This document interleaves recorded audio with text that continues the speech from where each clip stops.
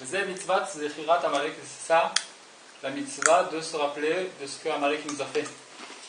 Kimo shekatuv zachor et asher asa lecha Amalek, c'est la mitzvah que Hachem nous a donnée, de se rappeler de ce que Amalek nous a fait lorsqu'on est sorti d'Égypte. Après tous les miracles qu'Hachem nous a fait, Amalek il est venu, c'est le seul peuple qui a été effronté comme ça, de ne pas reconnaître Hachem, et qui est venu se battre contre le peuple d'Israël. C'est lui qui a refroidi tout, tous les miracles et tout, aux yeux de tous les peuples. C'est Amalek qui est venu. Il est venu à l'encontre de l'Aïmouna, à l'encontre des miracles qu'Hachem a fait pour Amisraël. La moindrie, oui. Moi, chez Katouf Zachor et Asher Asa Amalek, verroulé. Chez Kol Maasa Amalek, tout ce sujet de cette guerre que Amalek, ce peuple-là qui est venu contre nous, c'est quoi leur sujet? Ce sujet-là, il a lieu dans chaque génération, avec chacun d'Israël, sur chaque juif, il y a un renforcement d'Amalek. Amalek, il vient contre chaque juif et lui faire oublier, le rapetisser, le faire petit à ses yeux et lui amoindrir sa émouna à sa foi dans Hachem. Et c'est qui précisément sur qui il avait emprise Amalek? Sur ceux que le Hanan il était polette au tam, comme ça. Tous ceux que le Hanan il y avait une protection que Hachem il faisait avec les Bnei Israël lorsqu'ils étaient dans le désert, c'est qu'il y avait un Hanan, une nuée qui protégeait le peuple d'Israël de toutes sortes de dangers qu'il y avait dans le désert. Ceux qui étaient faibles dans la Emouna, alors la nuée elle les éjectait à l'extérieur. Et qui c'est qui les attaquait automatiquement? C'était Amalek. Donc ce peuple-là. Mais Amalek c'est le diable. Mais il est représenté comme le diable, comme on dit, c'est le mauvais penchant de la personne. Mais ça, c'est des êtres qui vivent, dans lequel ce diable, il s'habite dans ces personnes. Mais aussi dans chaque personne. Amalek, c'est un peuple. C'est un peuple. C'est le peuple amalécite. Amalek, c'était leur maître, c'était leur roi. Et Amalek, ça, la gamatria, quand tu écris le nom Amalek, chaque lettre elle a une valeur numérique. Le Aleph, il est 1, c'est le premier leçon, c'est 1. Même c'est 40, etc. Et la valeur numérique de Amalek, c'est Safek, c'est le doute. Amalek correspond au doute de l'homme. Quand l'homme il doute de Dieu. Quand l'homme il doute de Dieu, alors Amalek, il prend le dessus sur lui et il le fait tomber. C'est ce qui s'appelle l'hérésie. Et quand il y a de l'hérésie dans l'homme, que l'homme oublie Dieu, quand le juif oublie Dieu, alors ça lui permet à Amalek de pouvoir accuser le peuple juif et de lui faire sur lui des mauvais jugements pour le faire souffrir. C'est le rôle de Amalek. Donc, comme on a dit, son rôle c'est de nous refroidir. Et pour finir, il parle de Purim. Amalek, tu sais ce que c'est Aman? Aman à l'époque de Purim, il y avait Mordechai et Esther, on dit la Mélia d'Esther. Aman il a été pendu, c'est celui qui voulait tuer tout le peuple juif à l'époque de Purim. C'est pour ça qu'on fait Purim, qu'on se saoule, etc. Et Aman, lui, c'est un des descendants de Amalek. Il a épousé Esther. Non, c'était Achashverosh, le roi Achashverosh qui a épousé Esther. Et Aman, c'était son premier conseiller. Et Aman, il est parti voir le roi Achashverosh, il lui a dit tiens, je te donne tant d'argent. C'était son premier conseil, extermine le peuple juif parce qu'ils sont comme ça. Le roi, il a dit. Et Aman, pour clôturer la chose, quand le roi Shaoul, le roi Shaoul, il a été pour exterminer le peuple amalécite, ok? Le prophète Shmuel lui a dit tu extermines tout le monde, leur bétail, leurs femmes, leurs enfants, tout ça. Et lui, il a eu pitié. Il a eu pitié de qui? Du bétail, il a eu pitié. Il a eu pitié du roi. Il a eu pitié du roi. Du roi Agag et du bétail. Et du bétail. Et des femmes et des enfants. Quand il est venu voir le prophète Shmuel, il a dit tu as perdu la royauté à cause de ça. Pourquoi tu n'as pas écouté ce que Dieu t'a dit? Tu as eu pitié, mais est-ce que tu peux avoir pitié plus que Dieu? Il a perdu la royauté. Et en fin de compte, le roi il s'était transformé, il avait fait de la sorcellerie, il s'était mis dans un des bétails, dans une vache. Et après, ensuite, il a enfanté avec une autre femme quelqu'un. Et de là, il est descendu Aman, et on dit Hitler, et c'est tout ça. C'est la descendance d'Amalek. Lui, il voulait l'exterminer pour pas qu'elle fasse faire du mal aux Juifs. Et il a laissé le roi Aman, il a voulu faire du mal.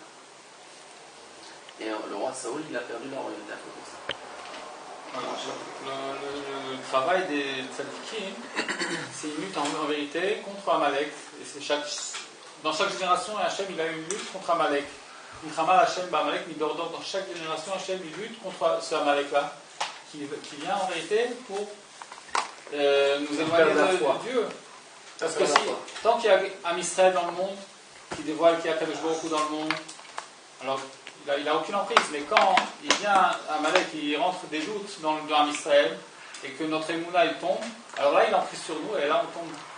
Donc, comment on va secourir les faibles d'Israël qui sont tombés dans les mains d'Amalek? Qui c'est qui va faire ça? Il dit, Rabbi Nathan,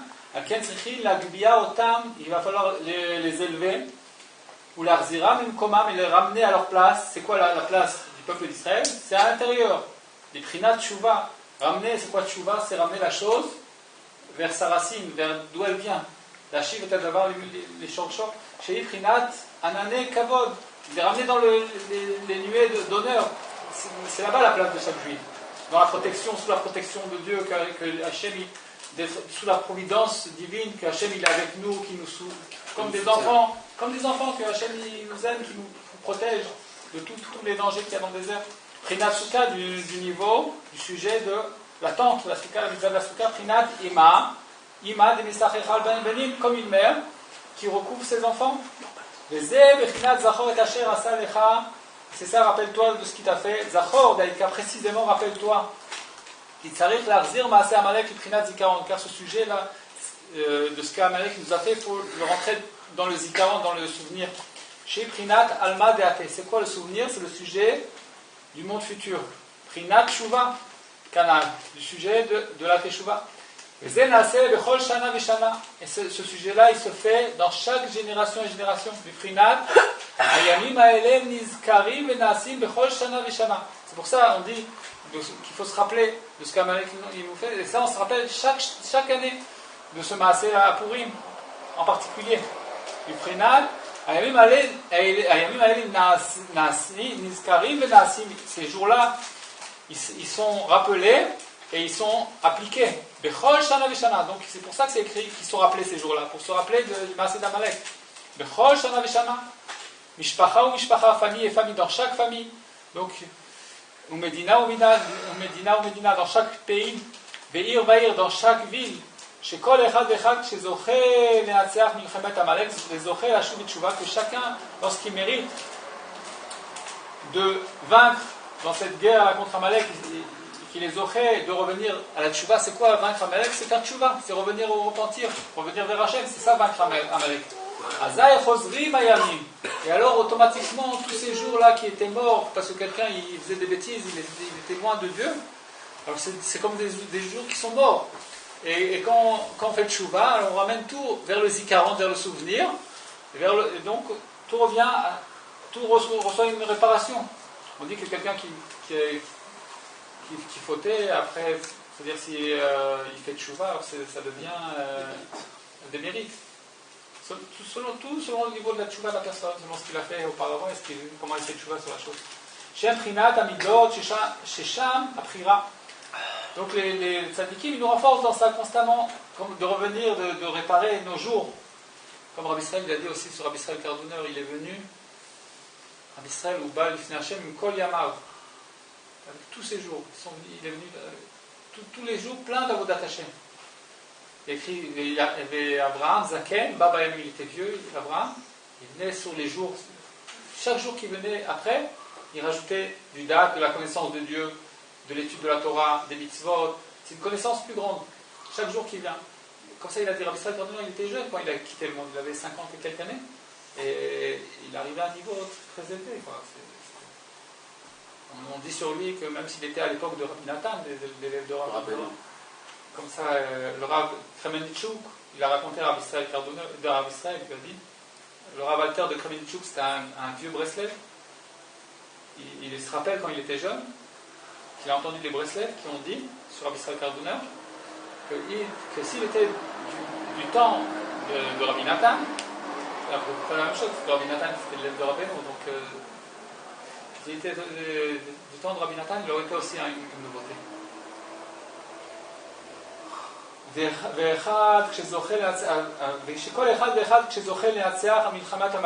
chacun selon ce qu'il mérite de vaincre Amalek.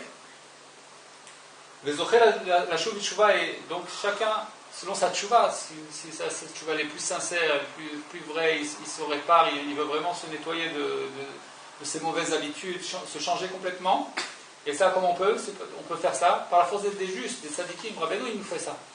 Rabbi Nachman, il a cette force-là de rentrer chez les gens les plus éloignés, qui sont dans l'hérésie, qui sont athées, l'athéisme, les endroits les plus éloignés. Ils rentrent le ratson de connaître Hachem. Comme il y a écrit que Moshe, il se tient entre Shmad et Ratson. Moshe, c'est le Gematria Shin Mem E, c'est 345. Shmad, c'est complètement c'est la destruction, l'anéantissement de la foi, aucune volonté de rien du tout. C'est-à-dire qu'il y a des volontés, ça s'appelle Shmad. C'est pas une volonté. Il y a beaucoup de volontés. Il y a beaucoup de choses qui s'appellent volonté. Je veux ça, je veux une glace. Ça ne veut rien dire. Tant qu'on ne veut pas connaître le Créateur, c'est des volontés qui n'ont pas aucun sens. La vraie volonté, c'est de connaître son Créateur, c'est de reconnaître et de vouloir faire sa volonté. Quand on annule notre volonté devant Hachem Yitbarach, c'est ça qui s'appelle une volonté. Parce qu'on utilise beaucoup le mot volonté. Je veux ci, je veux cela. Comme si les choses sont dans nos mains. En vérité, on est dans les mains du mauvais penchant. On pense qu'on veut des choses. Mais en vérité, la vraie volonté, c'est quoi? C'est d'annuler notre volonté devant la volonté du Créateur. Ça, c'est ça qui s'appelle en vérité la volonté. Donc Moshe, il se tient entre Shmad. Shmad, c'est 344, la valeur numérique. Moshe, c'est 345. Et Ratson, la volonté, c'est 346. C'est-à-dire que Moshe, il a cette force-là, le tzaddik, de prendre les gens les plus enfoncés dans le désespoir, dans les mauvaises habitudes. Il peut les rentrer et leur rentrer une volonté comme ça de vouloir se changer, de vouloir se sortir de leurs habitudes, de vouloir connaître leur Créateur. C'est la chose la plus élevée qu'il y a. Et Rabbi Israël Odessa, il parlait de ça tout le temps. Il se trouve dans un monde qui est complètement détruit, il n'y a pas avec qui parler. Il essayait de réveiller en nous, le ratson, l'envie, qu'on ait envie de se changer. On est complètement endormi, dans une torpeur comme ça, on ne se rend pas compte. Il dit les gens ils passent leur vie dans des habitudes, ils pensent que c'est ça la finalité, c'est pour ça qu'on a été créé. Non, il dit il y a une bonne vie comme ça dans le monde, des shraim tovim baolam. On a des forêts comme ça, il y a des mayanot, des sources, il y a une bonne vie dans le monde. Et les gens ils passent leur temps à courir. Il rigolait de ça, il disait la course à l'argent, il rigolait comme ça, il disait Od kesef, ve'od ta'ava. Il parlait de ça. Les personnes qui veulent encore de l'argent, encore du kavod, encore des honneurs, encore dormir, encore du manger, tous ces désirs-là. Si la chose, dans chaque chose il y a du bien, c'est-à-dire il faut manger, pourquoi? Pour faire la volonté de Dieu. Il faut de l'argent, pourquoi? Pour qu'on puisse avec cet argent faire des mitzvot, donner la tzedaka, pour avoir une maison, pour pouvoir faire des mitzvot avec cette maison, grandir nos enfants, et derrière de la Torah, pour pouvoir recevoir Shabbat, Yom Tov. Donc chaque chose, dans son contexte, elle est bonne. Mais si on prend la chose en tant que le but c'est l'argent, ou le but c'est les honneurs, ou le but c'est le manger, non, alors on se déconnecte du Créateur. Le manger, c'est un moyen pour arriver à la connaissance du Créateur. C'est-à-dire je mange pour que j'ai de la force pour étudier la Torah. Je mange, ce qui est écrit dans la Halakha, dans le Shulchan Aruch. Dans toutes les voies, connais le Créateur, connais Hachem. Dans toutes les voies, il faut connaître Hachem. Et c'est ça, Moshe, les gens qui sont dans la torpeur, dans la course après ce monde-ci, qui sont complètement endormis, il vient Moshe, il les réveille, il leur donne l'envie de pouvoir se changer, l'envie de pouvoir se renouveler. C'est ça qu'il faisait. Rabbi Israël, il parlait constamment comme ça. C'est un monde fou. Je suis un homme unique dans le monde, il a dit. Tout le monde est fou, il a dit. Ouais, je sais. Ani Adam Yachid, voilà. Pour vous, je suis fou, il a dit. Il a dit, j'ai aucun mauvais désir. Le désir, la passion des femmes, il a complètement détruit ce mauvais penchant de la passion des femmes. Il a dit, ça fait déjà 20 ans, 30 ans, j'ai aucune pensée dans ce sujet-là. Il a dit, je suis constamment propre. Nous, les gens, ils sont dans ce monde-ci, ils pensent que c'est ça le but de vivre, de vivre de cette façon-là. Non, il y a un derrière, il y a le derrière de la Torah, comment se comporter. Il y a le Shulchan Aruch. Il faut se marier, pour avoir des enfants. Chaque chose, dans son contexte, il est bon. Mais si on prend la chose et on fait de ça un but, de la chose, on prend un désir qui est pas un bon désir, qui n'est pas de connaître Hachem, on déconnecte ça du Créateur, alors c'est pas bon. C'est la même chose quand un homme il est marié avec la femme, alors s'il mérite, Ish veisha zachu shrina benem, alors la shrina elle se trouve entre eux, s'il mérite, s'il y a la paix entre eux, c'est quoi Ish veisha, c'est-à-dire que tant qu'il y a Hachem, Yud Ke, Ish, dans Ish il y a Yud, dans Isha il y a E, tant qu'il y a Yud Ke, c'est-à-dire il y a Hachem entre l'homme et la femme, alors il y a la présence divine entre eux, alors il y aura de la réussite. Mais si on monte une famille et il n'y a pas Kadosh Baruch Hu, il n'y a pas le Créateur dans le couple, alors Eshor Latam, que Dieu préserve, c'est le feu qui les mange. C'est-à-dire c'est sûr ils sont dans les passions, mais c'est des choses qui il n'y a pas il n'y a pas un vrai but dans ce couple, il n'y a pas un lien qui est véritable. C'est comme l'union qu'il y avait entre le fils de David Améler, qui avait un de ses enfants qui s'est mal comporté, Amnon et Tamar, il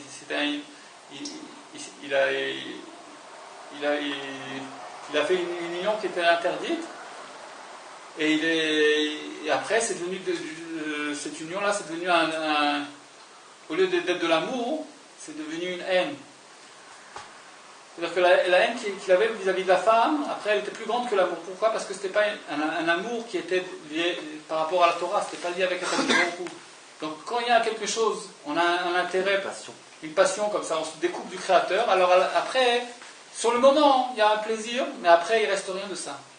Alors l'écart, c'est d'être toujours connecté avec le Créateur dans tout ce qu'on fait. Si on est connecté avec Hachem, alors la vie elle sera bonne et tout sera bien, il y a de la bracha dans tout ce qu'on fait. Alors c'est là ce qu'on dit, c'est-à-dire le tzaddik, son travail c'est de rentrer la teshuva dans chacun, là où il se trouve. Donc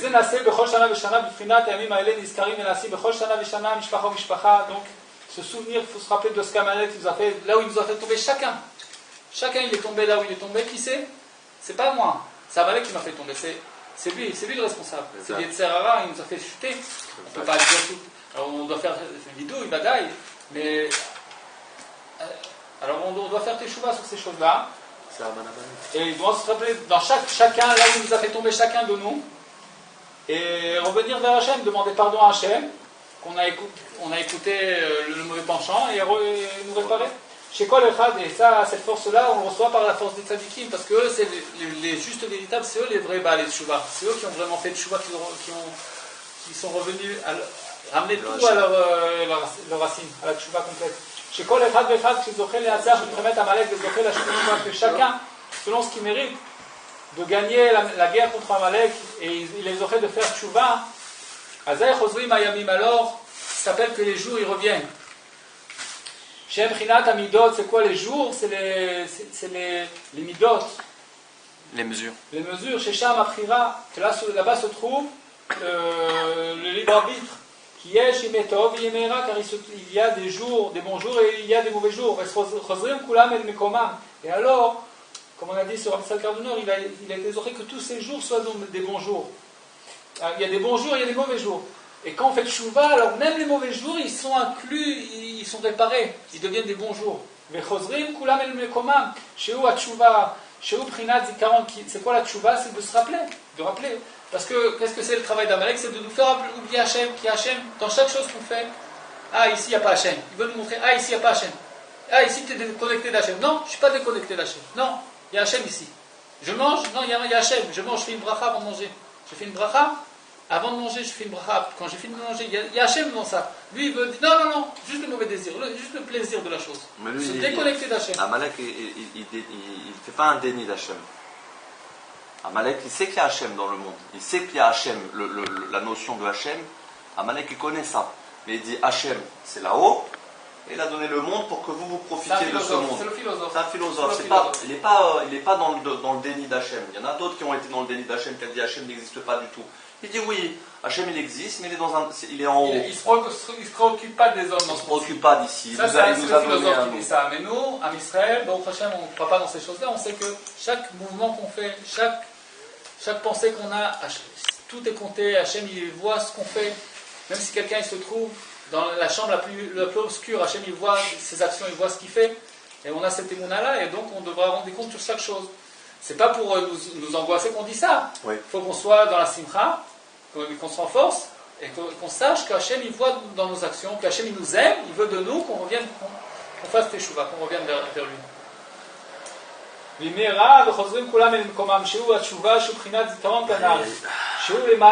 C'est quoi ce zikaron, ce souvenir-là, qui est au-dessus des jours? Qui est appelé tout bien. Et là-bas, ils sont faits, ils se renouvellent, et là-bas, ils se font les bons jours, tout devient des bons jours. Daïnou Torah, c'est quoi les bons jours? C'est qu'on fait de chaque chose une Torah. C'est ça qui est merveilleux. C'est-à-dire que même de ce qui était une chute, de la personne là où elle a chuté, on vient, par la Teshuvah, on fait de ça un enseignement. C'est ça tous les prophètes qui sont venus. Pourquoi ils sont venus les prophètes? Pour réprimander le peuple d'Israël, parce qu'ils ont fauté. Les prophètes sont venus, ils les ont ramenés à la Teshuvah. Alors ça fait qu'il y a eu des prophètes qui se sont dévoilés. C'est pas pour dire que la faute elle est bonne. C'est ça la maternité, c'est que même Rabbi Nachman il a dit une fois, il a dit vous n'êtes pas tellement fauteur, donc je ne peux pas vous dévoiler tellement de Torah. Parce que quand quelqu'un il faute, alors le tzaddik il dévoile une Torah, un enseignement nouveau. C'est pas pour que Dieu préserve qu'on doit chercher, on doit fuir les fautes au maximum.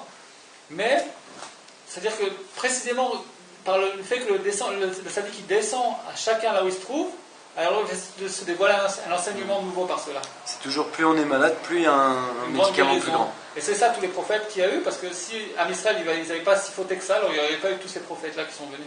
Donc c'est des Torahs, des enseignements nouveaux. Chaque prophète il est venu, il a amené un nouvel enseignement, une nouvelle connaissance de Dieu.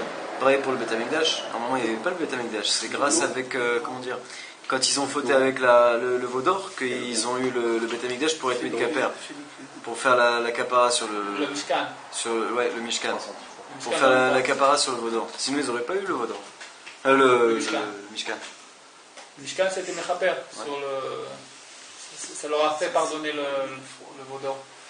C'est-à-dire que le veau d'or ils ont pris la richesse, ils l'ont déconnecté du Créateur. C'est comme on l'a dit tout à l'heure. La richesse, c'est quelque chose d'important en lui-même. Il n'y a pas besoin on la coupe du Créateur. Non, eux ils ont dit non, la richesse on la prend et on fait de ça, on l'élève au Créateur. On fait de ça le Mishkan. Comment il a été construit le Mishkan? De la richesse, de chacun de ce qu'il a amené. Donc c'est le tikkun du veau d'or. C'est toute la réparation. C'est ramener la chose. C'est précisément qui c'est qui a édifié le Mishkan? C'est le tzaddik, c'est Moshe Rabbeinu. Il n'y a que lui qui pouvait faire ça. Donc on voit que l'essentiel de la Teshuvah, ça se fait par le tzaddik. Parce qu'il n'y avait pas quelqu'un qui pouvait monter le Mishkan, le tabernacle, que Moshe Rabbeinu. Donc ce sujet de faire Teshuvah, ça se fait précisément par la force des justes véritables du grand tzaddik, de Rabbeinu HaKadosh. Et c'est ça précisément. Donc dans chaque génération, il y a un juste véritable du niveau de Moshe Rabbeinu. Et c'est ça, ce qu'on dit, Ashivenu Hashem Elecha, ramène-nous Hashem vers toi, Benashuva, et on reviendra. Chadesh Yamenu Kekedem, et renouvelle nos jours comme les jours antérieurs. Chez Zochil Hashuv, et là, du Frinat, Tshuva, lorsqu'on mérite de revenir au repentir du niveau de la Teshuva, Hashem, Sham Nitrachin Ayamim, et là-bas, les jours ils sont renouvelés, Kemikedem. Et c'est Prinat Kriyat HaMegillah, de Chol Shana Veshana, c'est ça le sujet que chaque année on lit la Megillah d'Esther. De Chol Shana Veshana, Naaseh, Anes, Shel Mapalat Aman Amalek Kaedwa, car ce sujet-là, et ce miracle qui a eu lieu au moment, comme ça, de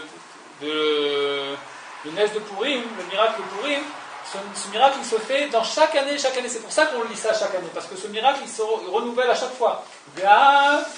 Au Sin Purim, Bekorin à Megillah, et alors on fait la joie de Purim, on lit la Megillah et toutes les mitzvot de Purim, Bekorin à Megillah, et on lit la Megillah, Shnaset Mizel, d'où elle a été faite cette Megillah. À Israël ils sont tombés, ils ont mangé de la Seouda d'Achashverosh, ils n'avaient pas le droit, ils sont tombés dans une grande torpeur, ils étaient complètement endormis, jusqu'à ce qu'il y a eu Mordechai qui est venu et qui les a réveillés. Il leur a enseigné qu'il faut crier vers Hachem, il faut faire Teshuvah, il faut se repentir. Il les a amenés à la Teshuvah. Et grâce à Mordechai et à Esther, il y a eu le miracle de Purim. Donc ça se fait dans chaque année, ce miracle-là. Yosef.